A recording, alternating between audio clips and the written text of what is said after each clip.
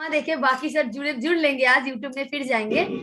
आइए, respected Rinku sir के बुलंद सोच और रिस्पेक्टेड अवधेश सर के प्यारे से शानदार मुस्कुराहट के साथ रिस्पेक्टेड गुरुदेव को बुलाते हैं।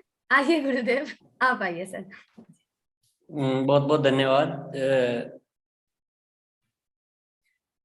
जो अभी का पहले इसके मुकाबले तो काफी सारे साथी इस कार्यशाला में आने लग गए हैं, और मेरा ये प्रयास रहता है कि क्योंकि अभी निरंतरता के साथ ये कार्यशाला चल रही है ना, तो मेरा प्रयास रहता है कि मैं सारे विषय जो है आरसीएम के वो कवर करके, और आपको जो आरसीएम के मूल जो अंदर की जो बातें हैं ना, वो सारी मैं आपको बता भी दूं, सिखा भी दूं, अभ्यास भी करवा दूं। तो आप अपने और अन्य साथियों को भी कार्यशाला में ला सकते हैं। तो इससे क्या है, हमें एक मजबूत, क्योंकि एक मजबूत फौज बनानी है ना। जब तक मूल्य आधारित नहीं होगा ना, जब तक ताकत नहीं होगी ना, तब तक काम। और आप आज का जी यूट्यूब में से आप जो है वो क्लिप बना के और आप अपनी टीम में और शेयर कर सकते हैं, ताकि सभी साथी इन 5 बातों से हमें बचे रहे। मुख्य बात आज ये थी कि जो हम सबको बहुत सारे अनुभव है 5 बातों से, बहुत कुछ खराब होते हुए हमने देखा है, तो हम उनसे आगे बचना चाहते हैं। तो इसको प्रचारित करने के लिए आप यूट्यूब का वो एक क्लिप बना सकते हैं, कुछ कर सकते हैं, जो भी कर सकते हैं, या लिंक भेज सकते हैं। नहीं तो बहुत बहुत धन्यवाद। कल मिलते हैं, और जिन साथियों को आज नहीं सुन पाए उनको अपन कल जरूर आपको मौका मिलेगा। शुक्रिया। ऊपर दबा दो सर। हाँ,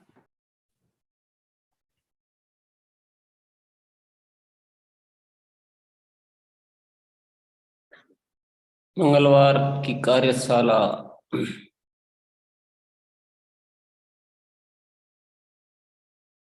आइए कुछ बातचीत करते हैं।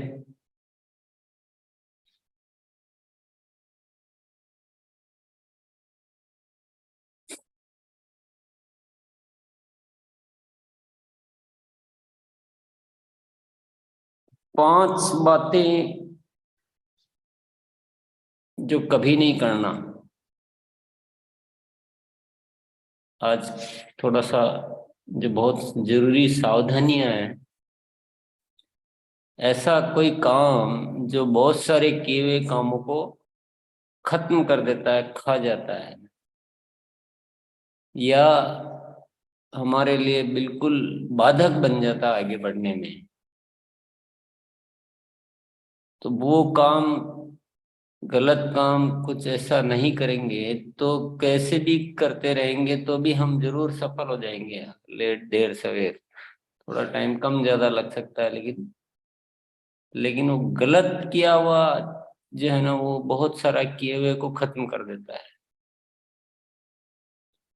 तो बहुत सारे साथी किस गलत प्रभाव में आकर, गलत प्रलोभन में आकर, गलत शिक्षा में आकर, गलत पुरानी कोई आदत की वजह से कुछ ऐसी गलतियां कर बैठते हैं, और उसका बहुत सारा नुकसान होता है। ऐसा बहुत बार देखा गया है, पाया गया है।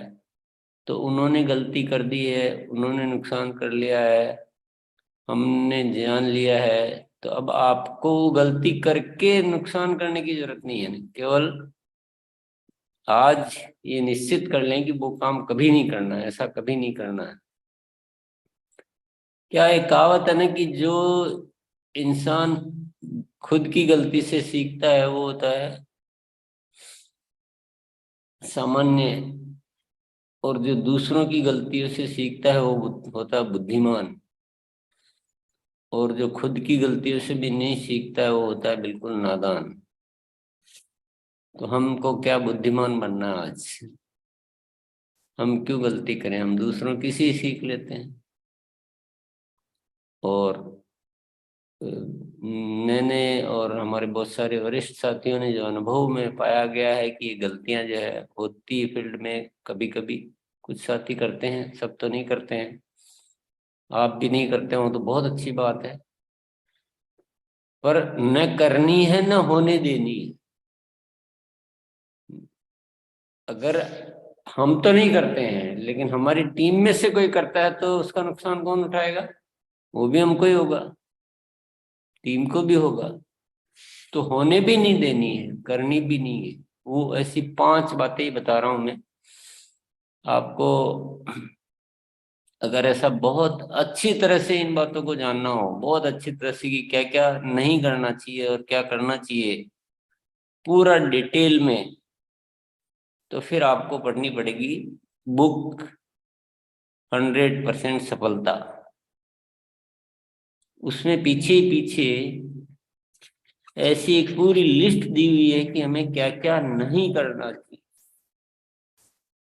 पूरी लिस्ट है, बहुत लंबी। तो हर एक चीज वो अपनी अगर आप आदत में ले आएंगे तो आप सफल होंगे ही होंगे, नहीं होने का कोई प्रश्न ही नहीं है। इस बुक का नाम ही 100% सफलता है। किसी भी बुक को, विशेष तौर से हमारे जो आरसीएम की बुक्स है, वो किसी भी बुक को पढ़ना और रख देना उससे नहीं, जो पढ़ो उसको आप अपने आदत में लो, आप उसको अपनी सफलता के अलार्म की डायरी में लो, तो वो उपयोगी होगी ना। आदत में आना बहुत जरूरी, व्यवहार में आना बहुत जरूरी है। तो आज वो चीजें जान लेंगे थोड़ा सा, जो पांच पांच ही बता रहा हूं मैं, बाकी ज्यादा के लिए आपको सफलता 100% बुक आप पढ़ सकते हैं। आप नोट कर लें भले, सफलता 100% बुक आज पीछे, आज या जब भी टाइम मिले आप एक बार थोड़ा देखिएगा। और आप देख के क्या करना है, ये समझना है कि कहीं मैं तो ऐसा नहीं कर रहा हूँ जो इसमें लिखा हुआ है, या मैं ऐसी कोई चीज तो नहीं छोड़ रहा हूँ जो करना जरूरी है और वो मैं नहीं कर रहा हूँ उसको, तो वो आपको स्पष्ट हो जाएगा। पर अभी चलो 5 बातें जानते हैं अपन जो कभी नहीं करनी चाहिए। पहला है उधार देना या उधार लेना। उधार देना या उधार लेना। उधार देना भी नहीं है, उधार लेना भी नहीं है। और यदि कोई ऐसे साथी है जो पीयूसी वंडरवर्ल्ड आदि चलाते हैं, वो तो विशेष तौर से अच्छी तरह से ठोक ठोक के गहरी स्याही से नोट कर ले, किसी भी सूरत में उधार नहीं देना है। क्योंकि उनके यहाँ से उधार देने की संभावना ज्यादा रहती है। अनीता, कभी भी उधार नहीं देना है ना।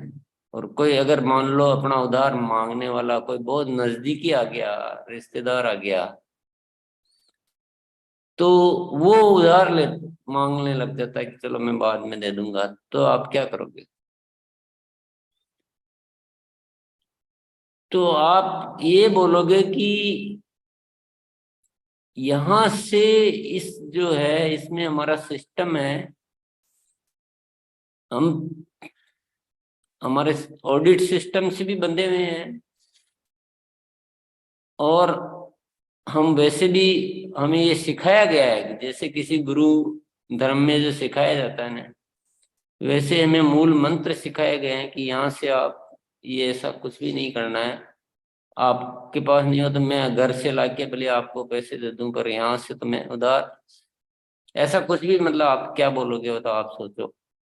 पर कोई भी आ जाए, किसी भी सूरत में आ जाए, कोई आपका बहुत बड़ा सीनियर अपलाइन आ जाए, जो अपलाइन उधार मांगता है,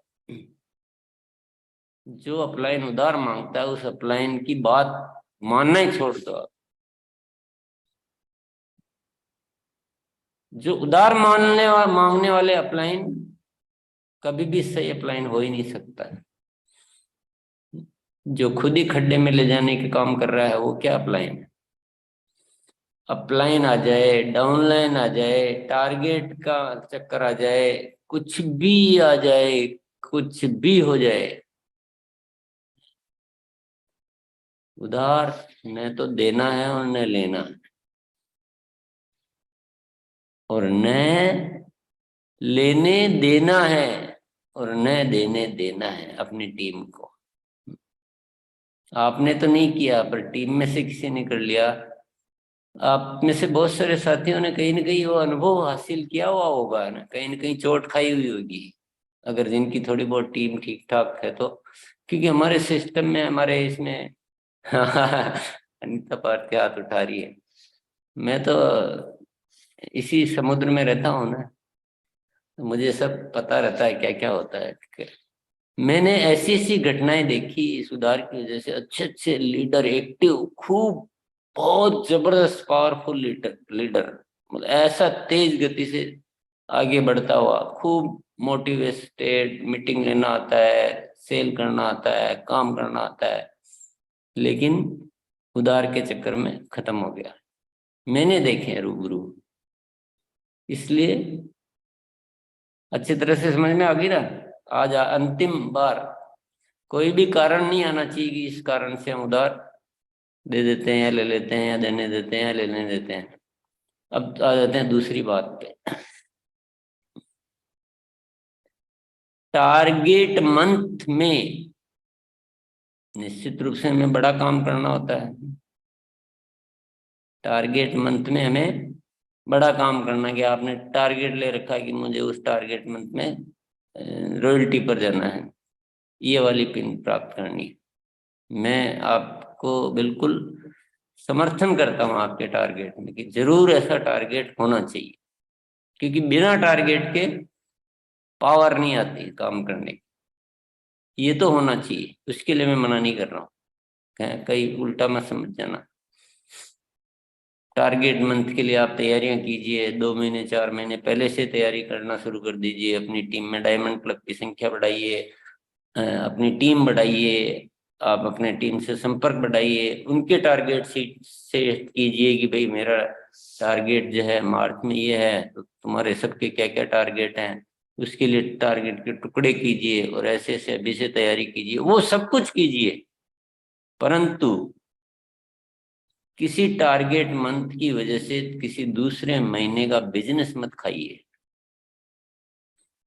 जैसे कि मार्च में टारगेट पूरा करना है तो फरवरी का बिल रोक लिया या रुकवा दिया, अप्रैल की खरीदी एडवांस में कर ली। ये तो ये बहुत गलत पड़ता है। इसके बारे में मैं 1 घंटे तक आपके नुकसान बता सकता हूँ इसके। और मैंने 22 सालों में सबसे ज्यादा खराब होते हुए कोई वजह देखी है तो वो ये है, किसी दूसरे महीने का बिजनेस को खा जाना टारगेट में। खा जाना हम समझ गए ना आप, कि इधर का रोका, आगे का ले लिया। जो माल 6 महीने में बिकता है उसको लेके भर के रख लिया, पिछले 2-3 महीनों से बिलिंग रोक के बैठ गए। ये अपने को, आपको पूरा, क्या शब्द ही मैं बोलने मुंह से नहीं बोल पा रहा हूँ, मैं बोलना नहीं चाहता हूँ, अपने आप को पूरा उसकी व्यवस्था है। मैं आपको कोई भी गलत बात नहीं बताऊंगा। आपको जो भी ये बातें सिखा रहा है वो इस सिस्टम का मतलब वो सिस्टम में नहीं है, वो सिस्टम का पार्ट नहीं है। वो हमारे इस ग्रोथ को रोकने वाला है। वो हमें सही चीजें नहीं सिखा रहा है। जो भी सिखा रहा है आपको, मैं तो साफ साफ बोल रहा हूँ, जो भी इसको सुनना है सुनो। क्योंकि गलत होने देंगे तो हम कैसे व्यवस्था चलाएंगे।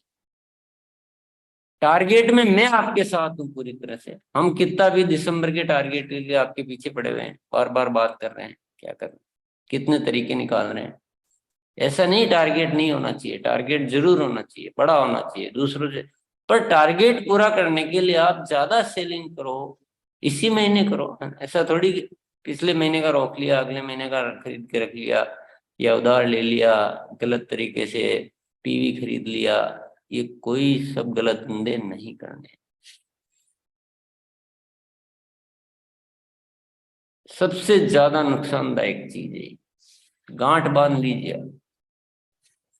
तो दोनों चीजें, टारगेट मंथ नहीं करना, ये मैं नहीं कह रहा हूं। कहीं यहाँ जाके बात मत फैलाना कि टीसीजी तो, हम तो टारगेट मंथ पे काम कर, हम तो वो लेते हैं और टीसीजी मना करते हैं। नहीं, आप लेते हो, आप नहीं भी लेते हो तो मैं कहूंगा कि लो जरूर।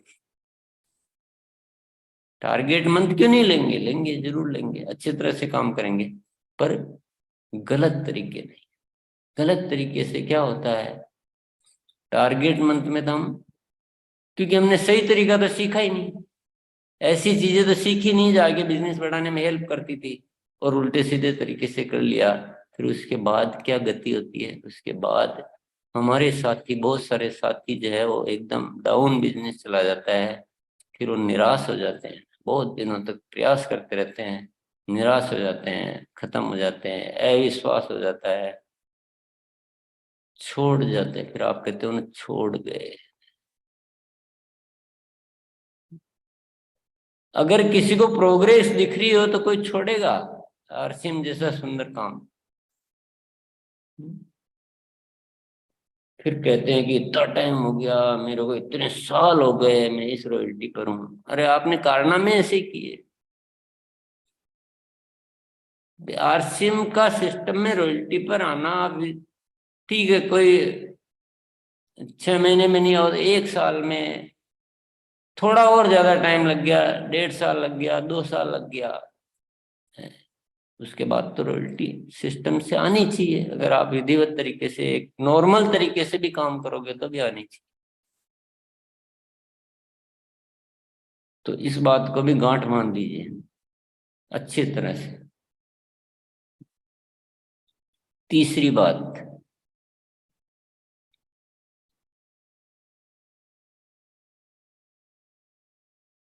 कभी भी किसी को दूसरी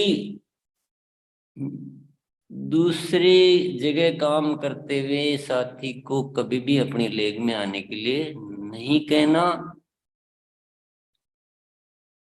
अगर वो कहे कि मुझे वहां सपोर्ट नहीं मिल रहा है, मुझे आपके यहाँ ले लो, तो बोलो सपोर्ट मेरे से हो पाएगा, मैं वहीं दे दूंगा, लेकिन आप इस आरसीएम को दाग मत लगाइए। इस पवित्र कार्य में ऐसे अपवित्र विचार मत लाइए कृपया करके। अगर आपका मेरा का परिचय है, मैं आपको मेरी मीटिंगों में आप आना, या जो भी मेरे से हेल्प हो, लेकिन आपको प्रोडक्ट वगैरह की या जो भी है, मैं वैसे कर सकता हूँ जो भी मेरे से हो पाएगी उतनी, लेकिन ऐसा गंदा ये विचार कैसे, मैं सोच भी नहीं सकता हूँ, ये तो मैं सोच भी नहीं सकता हूँ। तो न तो किसी से लाना, और कोई ऐसा कहे आपको कि आप वहां क्या कर रहे हो, आपको इतना टाइम हो गया, आपको रॉयल्टी नहीं आ पाए, आप लो इधर आओ, मैं आपको ये 1 लेख देता हूँ और आपको फटाफट रॉयल्टी पे लाता हूँ, ये आ जाओ। ये फलाना भैया तो आपको रॉयल्टी पर ला ही नहीं पाया। तो उस आदमी की बात कभी भी मत सुनना, क्योंकि वो जो गलत ऐसी सलाह देने वाले साथी कभी भी आपको सक्सेस हो ही नहीं सकते, वो सिस्टम के पार्टी नहीं। तो न तो किसी से लाना, न किसी के जाना। अब आप बोलोगे क्या करें, हमारे तो अपलाइन ही छोड़ गए। न, तो नीता भारती अपलाइन भले ही छोड़ जाओ, पर सिस्टम आपके साथ है, अभी तीसी छाबड़ा आपके साथ है। और सबसे सबसे ज्यादा साथ क्या है, जीवन मूल्य हमारे साथ है। हम मूल्य आधारित काम करते हैं, और हम मालिक हैं ना। अपलाइन को तो हम शुक्रिया करते हैं कि हमें इतना सिस्टम दे गया और हमें इस आरसीएम रूपी महान यात्रा में शामिल कर गया। भले ही नहीं करता तो नहीं करता, फिर भी उसको शुक्रिया है, फिर भी हम धन्यवाद देते हैं, हमें कोई शिकायत नहीं। और हम तो इस बात का और शुक्रिया देते हैं कि शायद वो होता तो हम इतना नहीं सीख पाते। अब वो छोड़ गया तो हमें खुद को सीखने का ज्यादा मौका मिल रहा है, क्योंकि जब इंसान पे दबाव आता है तो वो ज्यादा सीखता है। तो ये नजरिए का मामला है, विचारों का मामला है। अपलाइन छोड़ जाए, डाउनलाइन छोड़ जाए, दूसरा बहुत ज्यादा सुपर एक्टिव अपलाइन आपको न्योता दे या कुछ प्रलोभन दे, ये सारी चीजें ये सिस्टम में घातक कैंसरस रोग है। ये हमें पूरी तरह से हटाना है। तो हम खुद ही अगर ऐसा करते तो हटाने की बात कहाँ से करेंगे। तो खुद भी इन चीजों में नहीं आना है और न अपनी लाइफ लाइन को आने देना।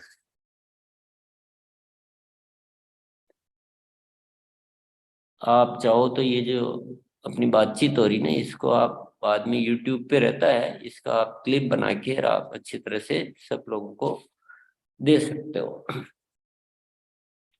तो 3 चीजें हो गई हमारी।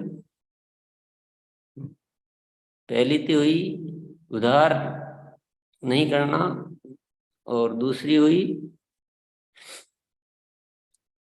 क्या हुई थी, टारगेट मंथ को गलत तरीके से नहीं करना, और तीसरी हुई ये इधर उधर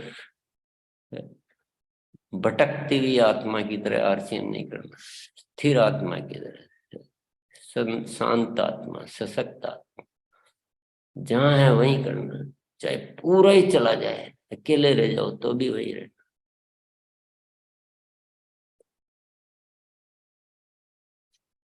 चौथी बात, कभी किसी से संबंध विच्छेद नहीं करना।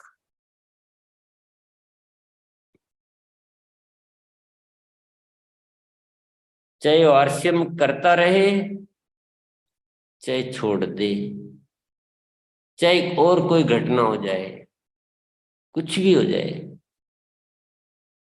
अपनी ओर से किसी से संबंध विच्छेद नहीं करना। कोई अगर गलत करता भी है वो उसका कर्म है, हमारा हम मूल्य आधारित जीवन जीते हैं, ठीक है, हम उतने संबंध नहीं रखते हैं उससे, उससे कोई सलाह भी नहीं लेते हैं, उससे बच के भी रहते हैं, वो सब ठीक है। पर ऐसे हिसाब लगा लगा के कि इससे संबंध रखने और इससे नहीं रखने, कोई हिसाब नहीं लगाना है। संबंध ठीक है, अगर जितना हो पाता है, जितना ठीक है, मतलब जो आगे हमारे लिए ठीक है उतना संबंध हम मेंटेन रखते हैं, बस उससे ज्यादा नहीं रखते। वो स्थिति हो सकती है, पर पूरी तरह से संबंध विच्छेद किसी से नहीं करना।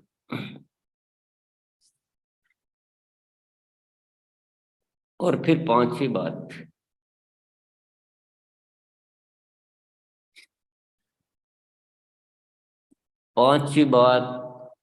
हो सकता है किसी को खराब लगे, पर मुझे आज कहना है,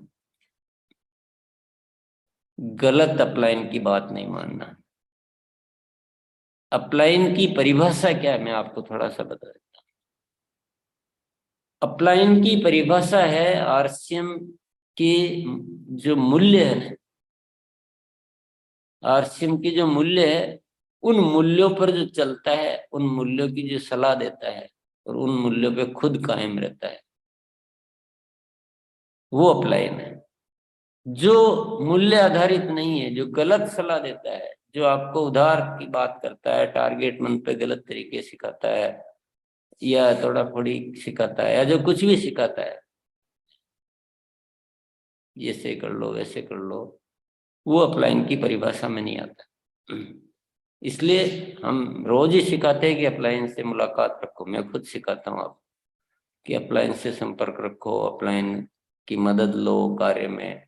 पर उस अपलाइन की परिभाषा है कि वो अपलाइन वह है जो सिस्टम से चलता है।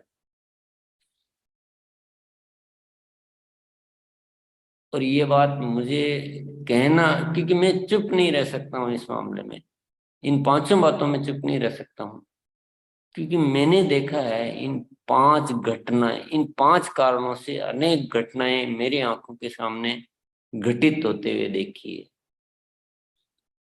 बहुत सारे व्यक्ति बेचारे सीधे साधे भोले भाले काम करते हैं, लेकिन उनको पता नहीं किसने मिसगाइड कर देते हैं, कोई ऐसा कर देते हैं और वो बोलते हैं हमें तो पता ही नहीं था सिस्टम का, अपलाइन ने ऐसा करवा दिया। तो ऐसे कोई उधार में खत्म हो जाते हैं, कोई इधर उधर लालच में आके लेग में इधर उधर करके खत्म हो जाते हैं, कोई टारगेट गलत तरीके से करके खत्म हो जाते हैं, कोई गलत अपलाइन की सलाह से खत्म हो जाते हैं। इसलिए ये 5 बातें बहुत अच्छी तरह से आपने नोट कर ली होगी, और नोट करने से ज्यादा, कहीं ज्यादा जरूरी है कि ये अच्छी तरह से ये पूरा, कि कोई कुछ भी हो जाए लेकिन ये 5 बातों से हमें दूर रहना है और दूर रखना है टीम को। तो मैं एक बात आपको यहाँ पर ये कहना चाहता हूँ कि अगर ये 5 बातों से आप सावधानी रख लोगे, और आरसीएम को आप भले ही बहुत ऊपर सुपर तरीके से नहीं भी करोगे और सामान्य तरीके से भी करोगे, तो भी आप एक दिन सफलता की ओर बढ़ोगे, बढ़ते रहोगे, क्योंकि ये सिस्टम की ताकत है। लोग आपके साथ आएंगे, धीरे बढ़ेंगे तो धीरे बढ़ेंगे, धीरे टीम बढ़ेगी, पर सिस्टम की ताकत है कि आप सफल होगे।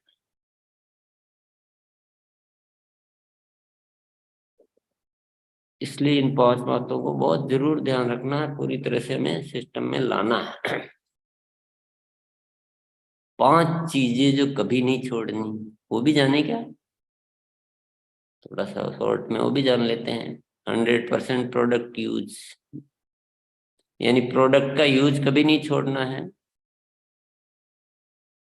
दूसरा, मीटिंग सेमिनार में जाना कभी नहीं छोड़ना है, जैसे कार्यशाला है या और कोई मीटिंग है। तीसरा, अपलाइन और डाउनलाइन से बातचीत करना कभी नहीं छोड़ना। संपर्क, फॉलो अप आदि बना के रखें। आरसीएम की जो ऐप है, मोबाइल ऐप, उसको देखना कभी नहीं छोड़ना है।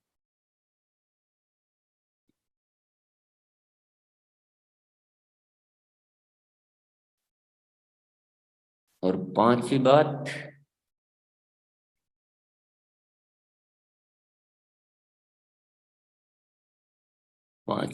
मैं सोच रहा था जब तक ये टाइम हो गया और मैं आपके इसमें मीटिंग में आ गया। अब मैं आप लोगों के छोड़ता हूँ। 5वीं आप अपने मन से लिख लीजिए। आप भी तो मालिक हो अपने मन से, कि ये कभी नहीं मतलब ये छोड़नी नहीं ये गतिविधि। तो 4 मैंने लिखा दिए। 100% प्रोडक्ट यूज, मीटिंग सेमिनार में आना, डाउनलाइन अपलाइन से बातचीत, और आरसीएम की मोबाइल ऐप। तो 5 ही आपके हवाले है। तो 5 बातें जो कभी नहीं करनी है, 5 बातें जो कभी नहीं छोड़नी है, आज हमने ये सीखा है। और खुद गलती करके देखने की जरूरत नहीं है। उन 5 बातों के लिए मैंने बता दिया है ना, मैंने अपने अनुभव से बता दिया आपको। क्या जिंदगी में हम बहुत सारी गलतियां करके फिर सीखते कि नहीं यार, उधार में जब थोड़ा डूब जाते हैं, सारा खाया पिया खत्म हो जाता है, कमाया हुआ, फिर इंसान सीखता है कि यार उधार तक। तो मैं पहले ही बता रहा हूँ। तो ऐसी बहुत सारी चीजें हैं वो आपको। तो आइए मोनालिसा,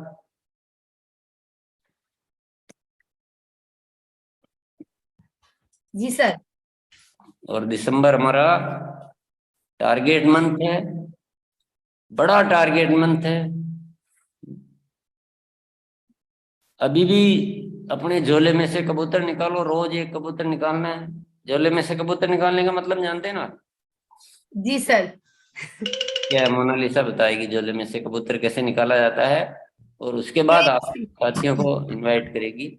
हाँ, एक बार अच्छी तरह से बता दीजिए झोले में से कबूतर झोले कैसे। में से कबूतर निकलने का अर्थ ये होता है, जैसे मैजिशियन क्या करते हैं, एक बार कुछ निकालते हैं, लगता है कि झोले में और कुछ नहीं है, फिर हाथ डालते हैं तो फिर निकालते हैं। तो हम लोगों के टीम में लिस्ट को हम लोग खंगालेंगे, लिस्ट को अच्छे से देखेंगे अपलाइन की मदद से, तो हम लोग देख पाएंगे कि आईएफसी में और भी साथी हम लोग लेके आ सकते हैं, डेली लेके आ भी रहे हैं सभी साथी। तो इस तरीके से हम लोगों के पास जो झोला है वो विशेष झोला है, उसमें से IFC का बहुत सारे साथी हम लोग निकाल सकते हैं, वो होता है खरगोश।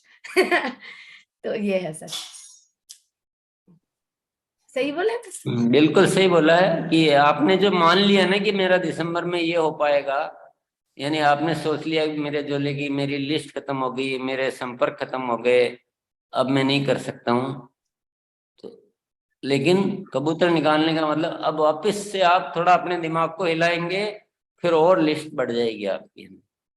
तो चाहे वो IFC में बढ़े, चाहे प्री डायमंड क्लब में बढ़े, चाहे एक्टिव कराने में बढ़े, चाहे किसी भी बात में बढ़े, चाहे आपके पिन बदलने वाले साथी बढ़े, लेकिन इस दिसंबर महीने में रोज झोले में से कबूतर निकालने हैं, वो सबसे बड़ा जादूगर है।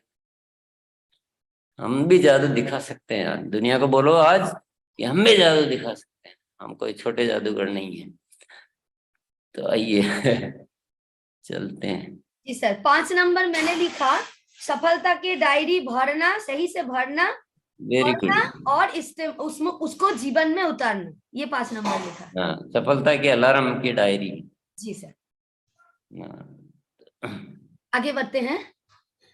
आइए आज सर, एक मोनालिसा ने बहुत अच्छा बता दिया है, शायद मैं थोड़ी देर सोचता तो मैं भी यही सोचता।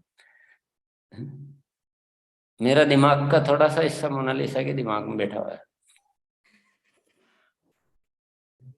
चलिए आगे बढ़ते हैं। जी सर, आगे बढ़ते हैं और आज शुरुआत करते हैं राजेश सर से। सर आइए। जी बहुत